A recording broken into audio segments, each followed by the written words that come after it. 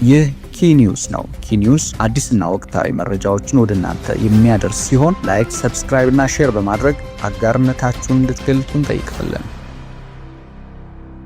የትግራይ ክልል የ12ኛ ክፍል መልቀቂያ ፈተና ተፈታኞች የጊዜ ሰሌዳ በተመለከተ በክልሉ ትምህርት ቢሮ እንዲሁም በፌዴራል የትምህርት ምዘናና ፈተናዎች አገልግሎት መካከል የተፈጠረው ውዝግብ ግራ መጋባት ውስጥ እንደከተታቸው የክልሉ ተማሪዎች ተናገሩ። ከሰኔ 23 2018 ዓ.ም ጀምሮ በስድስት ዙሮች በበይነ መረብና በወረቀት መሰጠት የጀመረ የዘንድሮ የ12ኛ ክፍል አገር አቀፍ ፈተና ከ563 ሺህ በላይ ተማሪዎች እንደሚፈተኑ ተገልጿል። በመጨረሻዎቹ ዙሮች የሚካሄደው የወረቀት ፈተና ከሐምሌ 1 እስከ 17 እንደሚካሄድ የትምህርት ምዘናና ፈተናዎች አገልግሎት አስታወቀ ሲሆን ይሁን እንጂ በትግራይ ክልል የሚካሄደው የወረቀት ምዘና ቀኑ ተራዝሞ ከሐምሌ 22 ጀምሮ ለ3 ቀናት እንደሚካሄድ መወሰኑን የትምህርት ምዘናና ፈተናዎች አገልግሎት ዋና ዳይሬክተር ዶክተር እሸቱ ከበደ ለቢቢሲ ተናግረዋል። በህዝባዊ ወያነ ሓርነት ትግራይ ህወሓት በሚመራው የክልሉ አስተዳደር ስር የሚገኙ የትምህርት ቢሮ የጊዜ ሰሌዳ ለውጡን አልተቀበለውም። ትምህርት ቢሮው የቀን ለውጡን ፖለቲካዊ ውሳኔና በትግራይ ህዝብ ላይ በተለያየ መንገድ እየተፈጸመ የመጣውና የቀጠለ ያለው ጥቃት አካል ነው ሲል ገልጿል።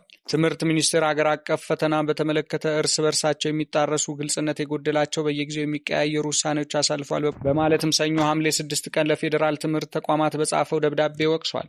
የክልሉ ትምህርት ቢሮ በክልሉ ለሚገኙ ተማሪዎች የራሱን ፈተና አውጥቶ እንደሚሰጥ አስታውቋል።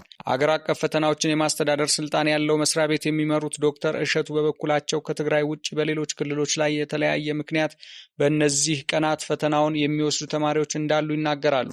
የፌዴራሉ ተቋም የጊዜ ሰሌዳ የወጣው ፈተናውን ለመስጠት የሚያስችሉ ሁኔታዎችን ከግምት ውስጥ አስገብቶ መሆኑን የሚናገሩት ዶክተር እሸቱ የትግራይ ክልል ፈተና ቀን ያስነሳው ጥያቄ እንደማይዋጥላቸው ገልጸዋል። ለምን ዛሬ እንደተነሳ ባይገባኝም ትግራይ ክልል ላይ 2 ጊዜ ከዚህ በፊት በተለያዩ ፕሮግራም ሰጥተናል ሲሉ ለቢቢሲ ተናግረዋል። አሁን ወቅታዊ ካለው አንዳንድ የፖለቲካ ጉዳዮች ጋር አገናኝቶ የፖለቲካ ገበያ ለመገብየት መደረጉ ተገቢ አይደለም በማለት ወቅሰዋል። ፌዴራል መንግስት ባቀረበው የጊዜ ሰሌዳና የትግራይ ትምህርት ቢሮ ውሳኔ አጣብቂኝ ውስጥ የገቡት የክልሉ ተማሪዎች ጭንቀት ውስጥ መሆናቸውን ገልጸዋል።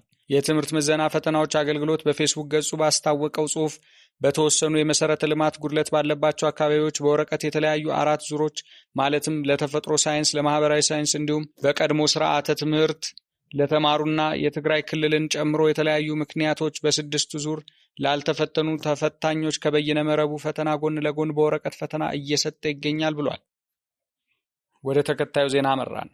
የሀገራዊ ምክክር ኮሚሽን ከ4 ዓመት በላይ ከወሰደው የተወካዮች መረጣ የአጀንዳ መሰባሰብና ሌሎች ተግባራት በኋላ ዛሬ ረቡዕ ሐምሌ 8 ቀን 2018 የመጨረሻውን የሀገራዊ ምክክር ጉባኤ ጀምሯል። በአዲስ አበባ ከተማ አዲስ ኮንቬንሽን ሴንተር የሚካሄደው በዚህ ጉባኤ ላይ ከተለያዩ ክልሎች፣ ወረዳዎች፣ የፌዴራል እንዲሁም በውጭ ሀገራት ከሚኖሩ ኢትዮጵያውያን የተውጣጡ 4000 ሰዎች ይሳተፋሉ ተብሎ ይጠበቃል። ዛሬ የተጀመረው ጉባኤ ከ30 እስከ 35 ቀናት ይወስዳል ብሎ እንደሚጠበቅ የሀገራዊ ምክክር ዋና ኮሚሽነር ፕሮፌሰር መስፍን አርአያ ለቢቢሲ ተናግረዋል። ለ1 ወር በአንድ ስፍራ የሚቆዩት ተሳታፊዎች ምክክር የሚያደርጉት ኮሚሽኑ በሰኔ አጋማሽ ይፋ ያደረጋቸው 8 ዋና ዋና አጀንዳዎች ላይ ነው። ኮሚሽኑ ይፋ ያደረጋቸው አጀንዳዎች በኢትዮጵያ ፖለቲካ የክርክር ነጥብ የሆኑ እንደ የህገ መንግስት ማሻሻል፣ የመንግስት ቅርጽ እንዲሁም የአዲስ አበባ ከተማ ህጋዊ አቋም ያሉ ጉዳዮች በውስጣቸው ይዘዋል። በጉባኤው ዋዜማ ከቢቢሲ ጋር ቆይታ ያደረጉት ዋና ኮሚሽነሩ ፕሮፌሰር መስፍን ኮሚሽናቸው ሊተገብረው ያቀደው የሀገራዊ ምክክር ስነ ዘዴ በሌሎች ሀገራት በተካሄዱ ተመሳሳይ ሂደቶች ተግባራዊ ያልተደረገ መሆኑን ገልጸዋል። ዋና ኮሚሽነሩ ሀገራዊ ምክክር ጉባኤው በምን አይነት ቅርጽ እንደሚካሄድ በዝርዝር አብራርተዋል። ዛሬ ለግማሽ ቀን የተካሄደው ስነ ስርዓት የጉባኤ ማስጀመሪያ ስነ ስርዓት ነው። በዚህ ስነ ስርዓት ላይ ከሀገር ውስጥ ታዳሚዎች በተጨማሪ የአፍሪካ ህብረት፣ የተባበሩት መንግስታት የምስራቅ አፍሪካ የልማት በይነ መንግስት ድርጅት ኢጋድ፣ ኤምባሲዎች፣ የውጭ ሀገር ሚስዮን ተወካዮች ተገኝተውበታል። ፕሮፌሰር መስፍን እንዳስረዱት የ4000ዎቹ የጉባኤ ተሳታፊዎች በአንድ አዳራሽ ታድመው ለ1 ወር ያህል እንዲመካከሩ አይደረግም። በዓለም ላይ ትልልቅ ምክክሮች ተሞክረዋል፣ ግን እርሱ ምክክር አይደለም። እርሱ ተሰብስበህ የ2፣ የ3፣ 4፣ 5፣ 10 ሰዎችን ዲስኮርስ ሰምተህ የምትለያይበት ነው ሲሉ ኮሚሽኑ ይህንን አካሄድ የማይከተልበት ምክንያትን ገልጸዋል። ይልቁንም 4000ዎቹ ተሳታፊዎች እያንዳንዳቸው 500 አባላት ባሏቸው 8 ቡድኖች እንደሚከፈሉ ገልጸው እነዚህ 8 ቡድኖች ኮሚሽኑ ይፋ ያደረገባቸውን 8 አጀንዳዎች ይከፋፈላሉ። የትኛው አጀንዳ ለየቱ ቡድን ይሰጣል የሚለው በዕጣ ይወሰናል።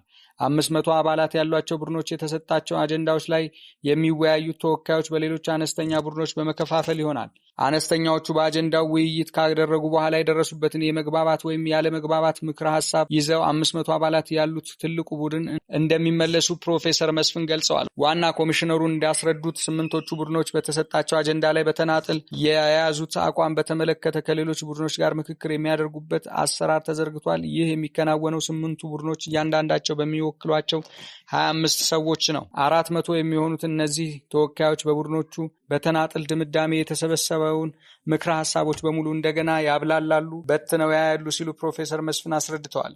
እነዚህ ተወካዮች በቡድኑ የቀረቡ ምክረ ሀሳቦች ተቀባይነት ይኖራቸዋል ወይ የሚለውን እንደሚመለከቱም አክለዋል። በዚህ ደረጃ ላይ ተወካዮቹ በጋራ የሚደርሱበት የመጨረሻ የጋራ ምክክር ሀሳብ 4000 ተሳታፊዎች በሙሉ በሚሳተፉበት ጉባኤ ይቀርባል። እንደ ዋና ኮሚሽነሩ ገለጻ በዚህ ጊዜ ሁሉም ተሳታፊዎች የሚሰበሰቡበት ምክረ ሀሳብ በጋራ ለመቀበል፣ ለማጽደቅ ወይም ለመጣል ይሆናል።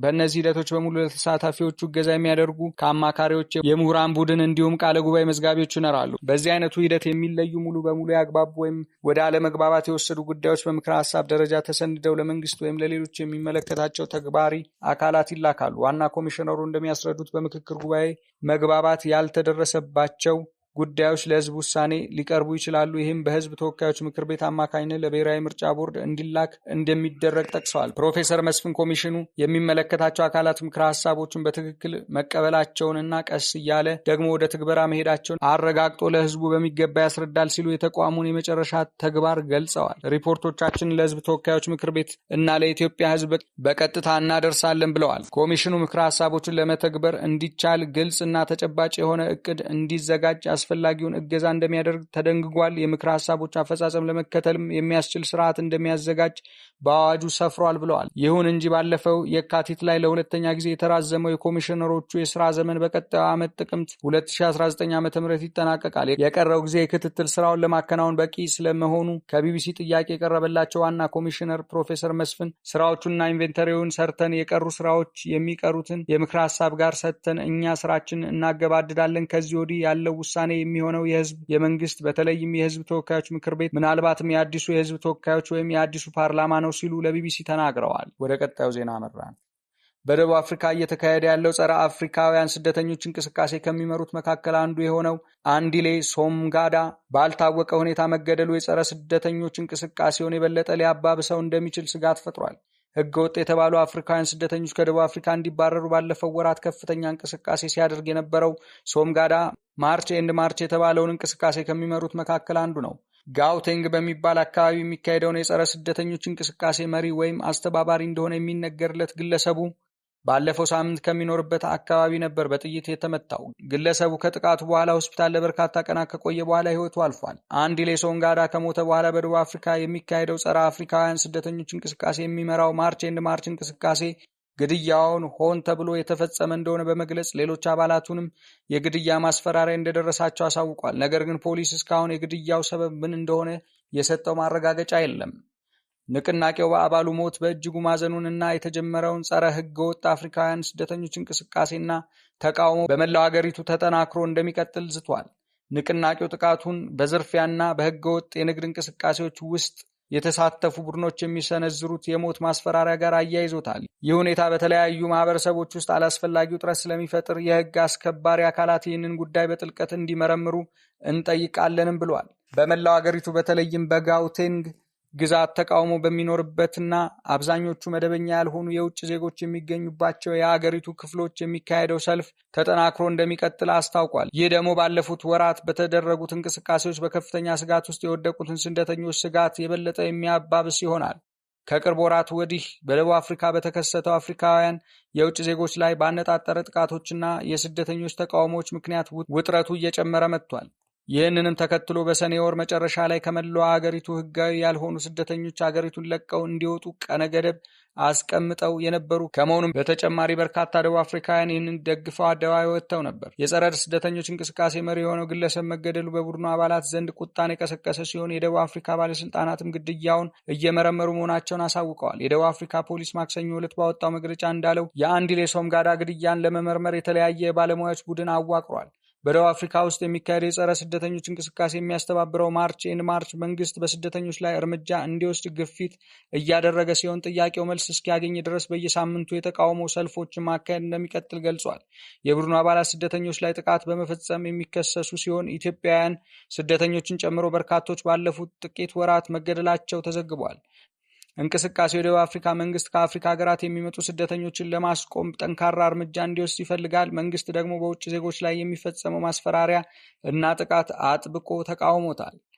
የተደራጁ የጸረ ስደተኞች ቡድን አባላት በቡድን በመንቀሳቀስ ስደተኞች ከሀገሪቱ እንዲወጡ ጫና እየፈጠሩ ሲሆን ማክሰኞ ዕለት የተወሰኑ የቡድን አባላት የኢሚግሬሽን ተቆጣጣሪ መስለው በመቅረብ የውጭ ዜጎች ከደቡብ አፍሪካ እንዲወጡ ሲያስጠነቅቁ በፖሊስ ተይዘዋል። በደቡብ አፍሪካ ውስጥ የሚገኙ ያልተመዘገቡ አፍሪካውያን ስደተኞች በህዝባዊ አገልግሎት ላይ ጫና ፈጥረዋል በሚል በአገሪቱ ውስጥ ያለውን ስራ አጥነትና የወንጀል መጠን አባብሰውታል በሚል ከፍተኛ ቅሬታ ያሰማሉ። አንዳንድ ተቃዋሚዎች በደቡብ አፍሪካ በአገሪቱ ከ30 እስከ 40 በመቶ ደርሷል ተብሎ የሚገመተውን ስራ አጥ ቁጥር እንዲሁም በሆስፒታሎች፣ በትምህርት ቤቶችና በሌሎች የህዝብ አገልግሎት ተቋማት ላይ ለተፈጠረው ጫና አፍሪካውያን ስደተኞች ተጠያቂ ያደርጋሉ። ነገር ግን በደቡብ አፍሪካ የናይጄሪያ ከፍተኛ ዲፕሎማት የሆኑት ኦኬ ኡቼ ለቢቢሲ እንደተናገሩት በደቡብ አፍሪካ ያሉት ስደተኞች ከ8 በመቶ ያልበለጡ ናቸው በማለት በአገሪቱ ውስጥ ያለው ችግር ሁሉ ስደተኞች እንደ ምክንያት ማቅረብ ትክክል አይደለም ብለዋል። በአፍሪካውያን ስደተኞች ላይ የሚደርሰው እንግልትና ጥቃት መበርታቱን ተከትሎ የተለያዩ ሀገራት የተወሰኑ ዜጎችን ከደቡብ አፍሪካ አስወጥተዋል። ባለፉት ሳምንታት ኡጋንዳ፣ ኬንያ፣ ናይጄሪያ፣ ዚምባብዌ፣ ማላዊ እና ሞዛምቢክ ለበርካታ ዓመታት በደቡብ አፍሪካ የኖሩ ዜጎቻቸውን ጨምሮ በደህንነት ስጋት ምክንያት ሀገሪቱን ለቀው ለመውጣት የጠየቁ በሺዎች የሚቆጠሩ ዜጎች ወደ አገራቸው መልሰዋል። ጫና የበዛበት የደቡብ አፍሪካ መንግስት በአገሪቱ ያሉትን ስደተኞች አያያዝ ለማስተካከል ዘመቻ ከከፈተ በኋላ ከ53,000 በላይ የውጭ ሀገር ዜጎች ከአገር መባረራቸውም ወይም እንዲወጡ መደረጋቸውን እነዚህም ከማላዊ፣ ከዚምባብዌና ከሞዛምቢክ የመጡ መሆናቸውን ባለስልጣናት ተናግረዋል። በደቡብ አፍሪካ ለተከታታይ ሳምንታት ጸረ ስደተኛ ሰልፎች ከተካሄዱ እንዲሁም አለመረጋጋት፣ ማስፈራራትና ዘረፋ ከተፈጸሙ በኋላ በአገሪቱ ያለ ህጋዊ የመኖሪያ የስራ ፍቃድ የሚገኙ ስደተኞች ላይ ሰፊ የተባለ ዘመቻ እየተካሄደ እንደሆነ ይታወቃል። ይህ ኪኒውስ ነው። ኪኒውስ አዲስና ወቅታዊ መረጃዎችን ወደ እናንተ የሚያደርስ ሲሆን ላይክ፣ ሰብስክራይብ እና ሼር በማድረግ አጋርነታችሁን እንድትገልጹ እንጠይቃለን።